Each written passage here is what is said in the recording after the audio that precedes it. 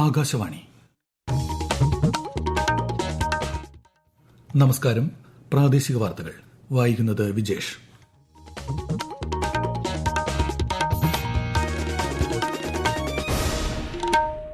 പ്രധാന വാർത്തകൾ. പ്രധാനമന്ത്രി നരേന്ദ്രമോദിയുടെ 3 ദിവസത്തെ സീഷെൽസ് സന്ദർശനത്തിന് നാളെ തുടക്കമാകും. സീഷെൽസ് ദേശീയ അസംബ്ലിയെ അഭിസംബോധന ചെയ്യും. ലഹരി വ്യാപനത്തിന് പിന്നിൽ പ്രവർത്തിക്കുന്നവർക്കെതിരെ കർശന നടപടിയെന്ന് മുഖ്യമന്ത്രി വി ഡി സതീശൻ. ലഹരിക്കെതിരായ ബോധവൽക്കരണ റാലി മുഖ്യമന്ത്രി തിരുവനന്തപുരത്ത് ഫ്ളാഗ് ഓഫ് ചെയ്തു. കീം പ്രവേശന പരീക്ഷാഫലം ഉന്നത വിദ്യാഭ്യാസ മന്ത്രി റോജി എം ജോൺ നാളെ പ്രഖ്യാപിക്കും. സംസ്ഥാനത്ത് നാളെ മുതൽ മഴ ശക്തമാകും. 5 ജില്ലകളിൽ നാളെ മഞ്ഞ ജാഗ്രത. കേരള, കർണാടക, ലക്ഷദ്വീപ് തീരങ്ങളിൽ തിങ്കളാഴ്ച വരെ മത്സ്യബന്ധനത്തിന് വിലക്ക്. ത്യാഗത്തിന്റെയും സഹനത്തിന്റെയും സന്ദേശം ഓർമ്മിപ്പിച്ച് ഇന്ന് മുഹറം. ധീരതയുടെയും ദൃഢവിശ്വാസത്തിന്റെയും കരുത്തിനെ ഈ ദിനം ഓർമ്മിപ്പിക്കുന്നതായി പ്രധാനമന്ത്രി. ഫിഫ ലോകകപ്പ് ഫുട്ബോളിൽ അമേരിക്കയെ പരാജയപ്പെടുത്തി തുർക്കിയ. വാർത്തകൾ വിശദമായി. പ്രധാനമന്ത്രി നരേന്ദ്രമോദിയുടെ സീഷെൽസ് സന്ദർശനത്തിന് നാളെ തുടക്കമാകും. സീഷെൽസിന്റെ ദേശീയ ദിന സുവർണ ജൂബിലി ആഘോഷങ്ങളിൽ പ്രധാനമന്ത്രി മുഖ്യാതിഥിയാകും. ഇന്ത്യൻ പ്രതിരോധ സേനയുടെ ഒരു വിഭാഗവും ഇന്ത്യൻ നാവികസേനയുടെ 2 കപ്പലുകളും പരിപാടിയിൽ പങ്കെടുക്കും.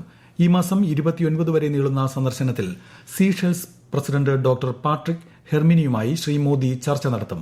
സീഷെൽസ് ദേശീയ അസംബ്ലിയെ അഭിസംബോധന ചെയ്യുന്ന പ്രധാനമന്ത്രി ഇന്ത്യൻ പ്രവാസികളുമായും ആശയവിനിമയം നടത്തും. ആഭ്യന്തര LPG വിതരണത്തിൽ കേന്ദ്ര സർക്കാർ ഇളവുകൾ പ്രഖ്യാപിച്ചു.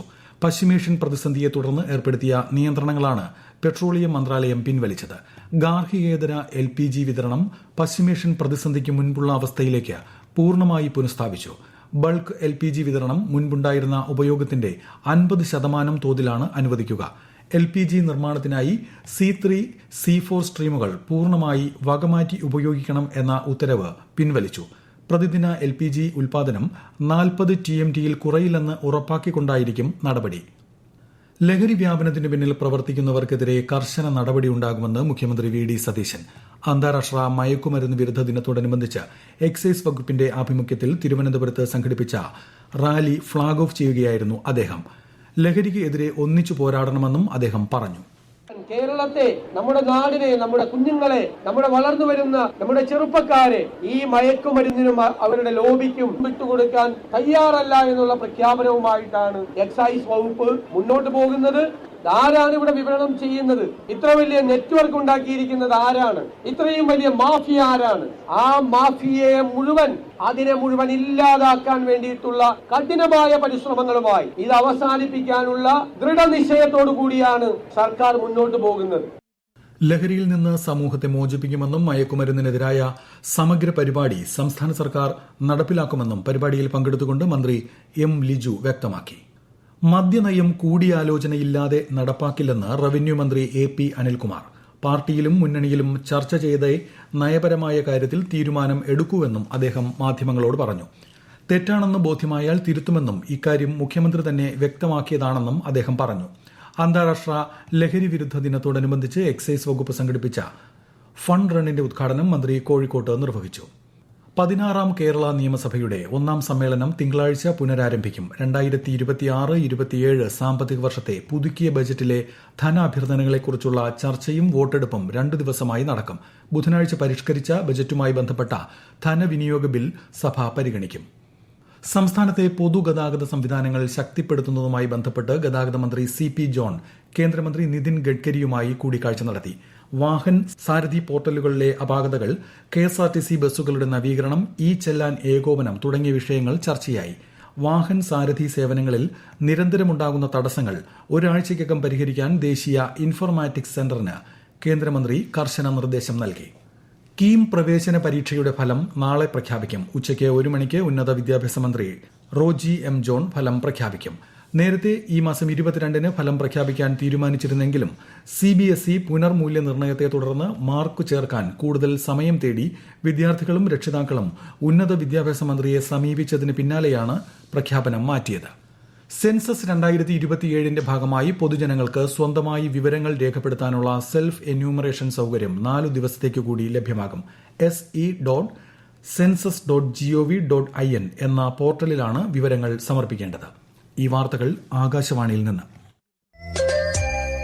ആകാശവാണി വാർത്തകളും വാർത്താ അധിഷ്ഠിത പരിപാടികളും all India radio news Thiruvananthapuram YouTube ചാനലിലും all India radio news Thiruvananthapuram Facebook പേജിലും AIR News തിരുവനന്തപുരം ഇൻസ്റ്റഗ്രാം അക്കൌണ്ടിലും AIR News TVM X ഹാൻഡിലും ലഭ്യമാണ്.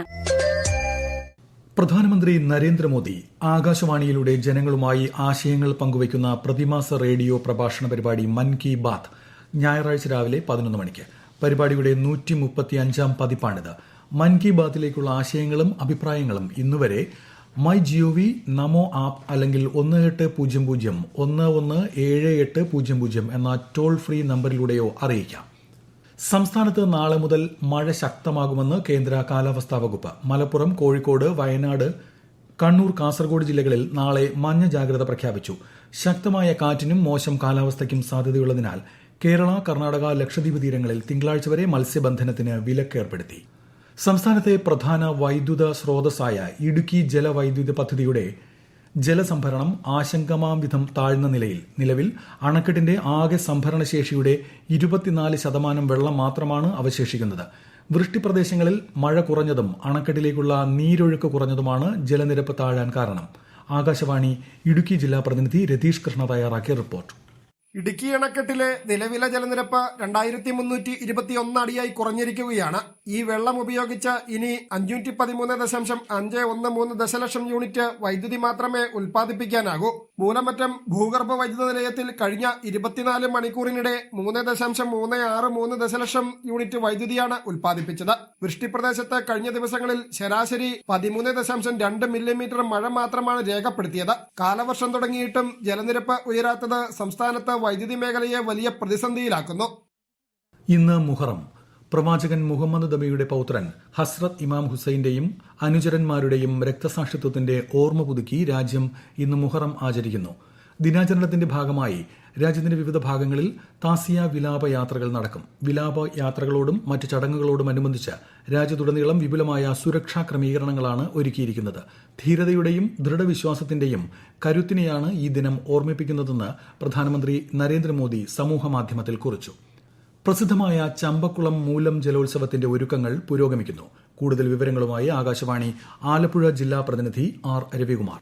അമ്പലപ്പുഴ ശ്രീകൃഷ്ണ സ്വാമി ക്ഷേത്രത്തിലെ വിഗ്രഹലബ്ധിയുടെ ഐതിഹ്യത്തിന്റെ പെരുമയിലാണ് ഈ ജലോത്സവം നടക്കുന്നത്. ഈ മാസം 29 നടക്കുന്ന ജലോത്സവത്തിൽ 7 ജലരാജാക്കന്മാരാണ് മാറ്റൊരുക്കുന്നത്. ചെറുതന പുത്തൻചുണ്ടൻ, ചമ്പക്കുളം, വലിയ ദിവാഞ്ചി, നടുഭാഗം, നടുവിലെപ്പറമ്പൻ, ശ്രീവിനായകൻ എന്നീ ജലരാജാക്കന്മാർക്കൊപ്പം അരോമ എന്ന പുതിയ ചുണ്ടനും ഇക്കുറി മത്സരരംഗത്തുണ്ട്. ചുണ്ടൻ വള്ളങ്ങളുടെ പരിശീലന തുഴച്ചിൽ പുരോഗമിക്കുകയാണ്. മൂലം ജലോത്സവത്തിന്റെ പ്രചാരണ പ്രവർത്തനങ്ങളും കുട്ടനാട്ടിൽ നടക്കുന്നുണ്ട്. ഫിഫ ലോകകപ്പ് ഫുട്ബോളിൽ ഇന്ന് പുലർച്ചെ നടന്ന ഗ്രൂപ്പ് ഡി മത്സരത്തിൽ ആതിഥേയരായ അമേരിക്കയെ 2-3 ഗോളിന് തുർക്കിയ പരാജയപ്പെടുത്തി. പരാഗ്വെ ഓസ്ട്രേലിയ മത്സരം ഗോൾ രഹിത സമനിലയിൽ പിരിഞ്ഞു. അമേരിക്കയും ഓസ്ട്രേലിയയും നോക്കൌട്ട് റൌണ്ടിൽ പ്രവേശിച്ചു. ഈ ഗ്രൂപ്പിൽ നിന്ന് ജർമ്മനിക്കും ഐവറി കോസ്റ്റിനുമൊപ്പം ഇക്വഡോറും അടുത്ത റൌണ്ടിലേക്ക് മുന്നേറി. ഗ്രൂപ്പ് എഫിൽ നെതർലാൻഡ്സിനോട് 3-1 പരാജയപ്പെട്ട് ടുണീഷ്യ ലോകകപ്പിൽ നിന്ന് പുറത്തായി. ഓരോ ഗോൾ നേടി സമനില പാലിച്ച സ്വീഡനും ജപ്പാനും നെതർലാൻഡ്സിനൊപ്പം നോക്കൌട്ടിലേക്ക് യോഗ്യത നേടി. ലോകകപ്പിൽ ഇന്ന് രാത്രി 12:30 കിലിയൻ എംബാപ്പയുടെ ഫ്രാൻസും എർലിംഗ് ഹാളണ്ടിന്റെ നോർവേയും തമ്മിലുള്ള സൂപ്പർ പോരാട്ടം അരങ്ങേറും. ICC വനിതാ 2020 ക്രിക്കറ്റ് ലോകകപ്പിൽ ഇന്ന് നടക്കുന്ന മത്സരത്തിൽ ശ്രീലങ്ക സ്കോട്ട്ലൻഡിനെ നേരിടും. ഇന്ത്യൻ സമയം രാത്രി 11-നാണ് മത്സരം. രാജ്യവ്യാപകമായി നടത്തുന്ന പൾസ് പോളിയോ തുള്ളിമരുന്ന് വിതരണം മറ്റന്നാൾ നടക്കും. പരിപാടിയുടെ സംസ്ഥാനതല ഉദ്ഘാടനം ഞായറാഴ്ച മന്ത്രി K. മുരളീധരൻ തിരുവനന്തപുരത്ത് നിർവഹിക്കും. സ്വർണ്ണവില ഉയർന്നു. പവന് 200 രൂപ കൂടി 1,03,840 രൂപയും ഗ്രാമിന് 12,980 രൂപയുമാണ് ഇന്നത്തെ വില. പ്രധാന വാർത്തകൾ വീണ്ടും. പ്രധാനമന്ത്രി നരേന്ദ്രമോദിയുടെ 3 ദിവസത്തെ സീഷെൽസ് സന്ദർശനത്തിന് നാളെ തുടക്കമാകും. സീഷെൽസ് ദേശീയ അസംബ്ലിയെ അഭിസംബോധന ചെയ്യും. ലഹരി വ്യാപനത്തിനു പിന്നിൽ പ്രവർത്തിക്കുന്നവർക്കെതിരെ കർശന നടപടിയെന്ന് മുഖ്യമന്ത്രി VD സതീശൻ. ലഹരിക്കെതിരായ ബോധവൽക്കരണ റാലി മുഖ്യമന്ത്രി തിരുവനന്തപുരത്ത് ഫ്ളാഗ് ഓഫ് ചെയ്തു. കീം പ്രവേശന പരീക്ഷാഫലം ഉന്നത വിദ്യാഭ്യാസ മന്ത്രി റോജി M. ജോൺ നാളെ പ്രഖ്യാപിക്കും. സംസ്ഥാനത്ത് നാളെ മുതൽ മഴ ശക്തമാകും. 5 ജില്ലകളിൽ നാളെ മഞ്ഞ ജാഗ്രത. കേരളം, കർണാടക, ലക്ഷദ്വീപ് തീരങ്ങളിൽ തിങ്കളാഴ്ച വരെ മത്സ്യബന്ധനത്തിന് വിലക്ക്. ത്യാഗത്തിന്റെയും സഹനത്തിന്റെയും സന്ദേശം ഓർമ്മിപ്പിച്ച് ഇന്ന് മുഹറം. ധീരതയുടെയും ദൃഢവിശ്വാസത്തിന്റെയും കരുത്തിനെ ഈ ദിനം ഓർമ്മിപ്പിക്കുന്നതായി പ്രധാനമന്ത്രി. ഫിഫ ലോകകപ്പ് ഫുട്ബോളിൽ അമേരിക്കയെ പരാജയപ്പെടുത്തി തുർക്കിയ. പ്രാദേശിക വാർത്തകൾ കഴിഞ്ഞു. അടുത്ത വാർത്താ പ്രക്ഷേപണം 12:50.